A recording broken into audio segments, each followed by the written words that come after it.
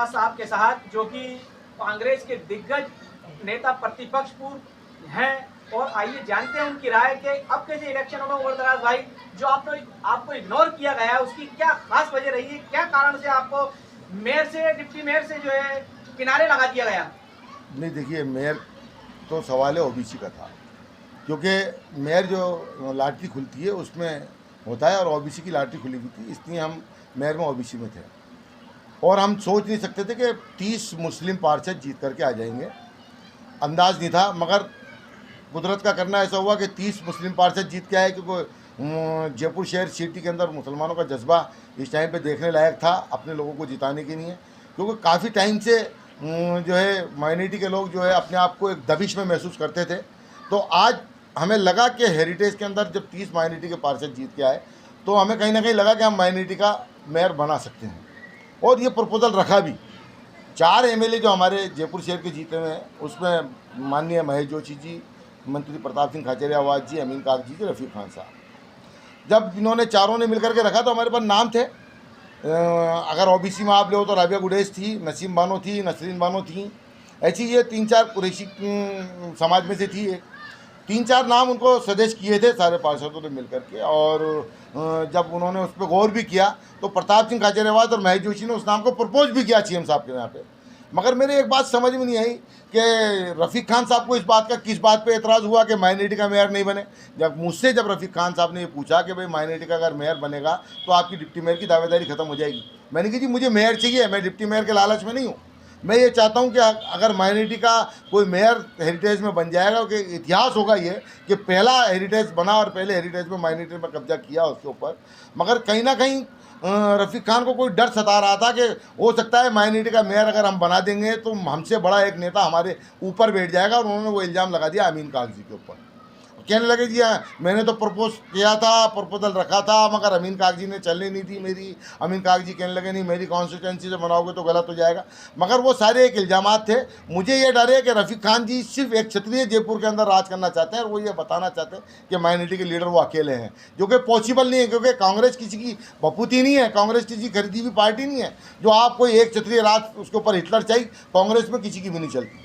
जैसे कि अभी आपने 2 रोज पहले फर्स्ट इंडिया चैनल पे हमने देखा कि आपने बोला कि नाम जो है सजेशन करने के लिए इन्होंने दिए ही नहीं, और आपको बताया गया कि नाम आगे आपका पहुंचा दिया गया है।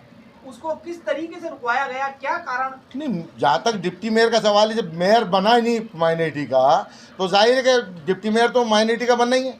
तो ऊपर से एक गाइडलाइन जारी हुई थी कि जब हमने मेयर मुनेश गुजर को बना दिया, तो अब माइनॉरिटी का जेंट्स होगा और माइनॉरिटी का डिप्टी मेयर होगा, तो सीनियरिटी के हिसाब से होगा।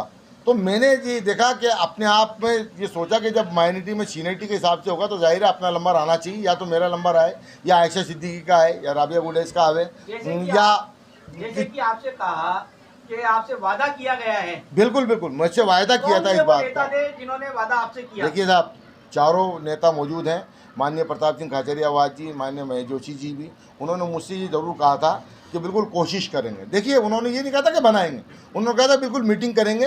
प्रताप सिंह जी ने भी कहा, महेश जोशी जी ने कहा कि हम मीटिंग करेंगे और कोशिश करेंगे कि आपका नाम सबसे ऊपर रखें। हम एक विश्वास दिलाया जाता है पार्टी के अंदर, एक आश्वासन दिया जाता है। उस आश्वासन के तौर पे मैंने जब बात करी रफ़ीक खान जी से, तो रफ़ीक खान जी मुझसे कहने लगे साहब सारे पार्षद नाराज़ हैं, आप जो है कोई पार्षद आपका नाम लेने की नहीं तैयार नहीं है। जबकि मेरे पास रिकॉर्डेड आवाज़ है उन पार्षदों की, जो आदर्श नगर विधानसभा के जिन पार्षदों पे वो एलिगेशन लगा रहे हैं। रफ़ीक खान साहब मेरे से बाद में कह रहे हैं कि साहब कोई एक भी पार्षद आपके पक्ष में नहीं है, मेरे पास रिकॉर्डेड है, इस बात की नहीं है। उन्होंने गंगा जल की कसम खा के कह रहे हैं, अपने बच्चों की कसम खा के कह रहे हैं कि हमसे अगर पहले बात तो इन्होंने 2-3 पार्षदों से पूछा, और जिनसे पूछा उन्होंने कहा कि साहब हमने आपका नाम सजेस्ट किया था कि सीनियरिटी के हिसाब से इनका बनता है, आप इनको दो। जब हमें इन्होंने सुबह चारों को बुलाया 9 बजे, प्रताप सिंह खाचरियावास बैठे थे, महेश जोशी जी बैठे थे, अमीन कागजी थे, खुद अमीन कागजी हमें लेकर गए साथ में वहाँ होटल से, जयबाग से, और रफ़ीक खान वहाँ मौजूद थे। तब चारों से पूछा था तो महेश जोशी जी ने ये कहा था कि भाई मैं तो ये चाहूँगा कि मेरी कॉन्स्टिट्यूंसी का कोई डिप्टी मेयर बन जाए तो ज़्यादा बेहतर है, और वैसे आप बैठे हो सीनियरिटी के हिसाब से आप चाहो जिसको बना दो। प्रताप सिंह जी ने कहा भाई सीनियरिटी के हिसाब से उमर दराज जी बन सकते हैं, उमर दराज जी की सीनियरिटी 4 बार के जीते हुए, मैं चाहता हूँ ये बन जाए, इनको बना दिया जाए। तो अमीन जी से पूछा, अमीन जी ने कहा जी आप रफ़ीक भाई से पूछो। तो रफ़ीक भाई ने बड़े पतली गली से अपना किनारा करा और ये कहा कि साहब मैंने पार्षदों से राय करी थी, पार्षद तो ये कहते हैं कि साहब इनसे नाराज़ हैं, इनको मत बनाए जाओ। एक आध पार्षद ने मुझसे असलम फारूकी का नाम लिया और बोले वो किसी हद तक मुझे लगा कि वो नाराज़ थे मुझसे। अब मेरे ये समझ में नहीं आया कि वो नाराज़ क्यों थे। या तो उनको ये लगता है कि मैं माइनॉरिटी का हिमायती हूँ, मैं माइनॉरिटी के लिए काम करता हूँ, मुसलमानों के लिए काम करता हूँ, कौम का हिमायती हूँ, कौम के लिए काम करता हूँ। तो देखिए काम तो मैं करूँगा, डिप्टी मेयर नहीं हूँ तो भी करूँगा, पार्षद नहीं रहूँगा तो भी करूँगा, क्योंकि आप किसी के जज्बात से खेल नहीं सकते।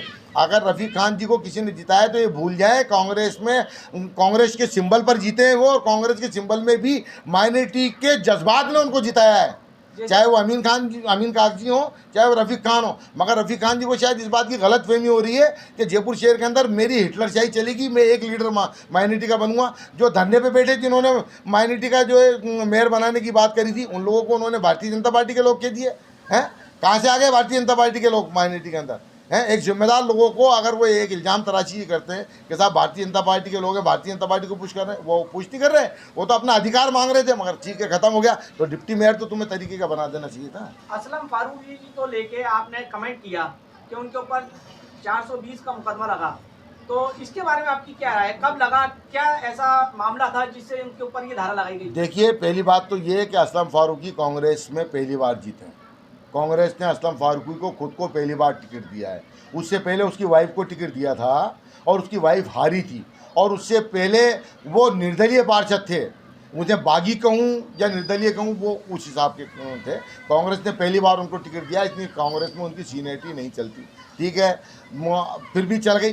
रहा सवाल अब इसका मुकदमे का, तो 2005 के अंदर इनके ऊपर एक 420 का मुकदमा लगा था। 2005 में इसमें गिरफ्तार भी हुए थे और उसमें 1-1.5 महीने जेल में भी रह के आए थे। उसके बाद इनकी ज़मानत हुई थी।